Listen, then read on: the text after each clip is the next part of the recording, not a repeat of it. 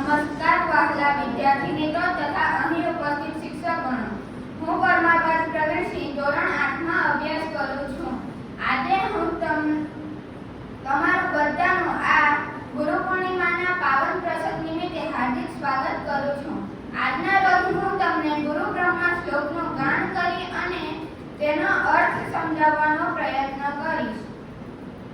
ગુરુ બ્રહ્મા ગુરુ વિષ્ણુ ગુરુદેવો મહેશ્વર ગુરુ સાક્ષાત પરબ્રહ્મ તસ્મૈ શ્રી ગુરવે નમઃ.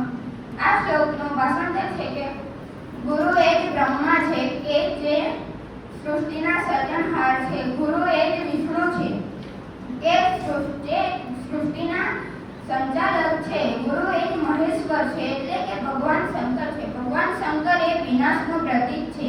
ગુરુ એ સાક્ષાત પરમાત્માનું સ્વરૂપ છે. તેવા શ્રી ગુરુદેવને હું પ્રણામ કરું છું. આ શ્લોકના અર્થમાં ગુરુ શબ્દમાં ગુનો અર્થ થાય છે કે અહંકાર અને રૂનો અર્થ થાય છે કે જે અહંકારને દૂર કરનાર. મનુષ્યના જીવનમાં અજ્ઞાન રૂપી અહંકારને દૂર કરી અને જ્ઞાન રૂપી પ્રકાશ આપે તે ગુરુ.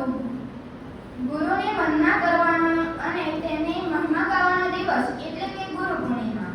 ગુરુ એ મનુષ્યના જીવનમાં મહત્વનો ભાગ ભજવે છે.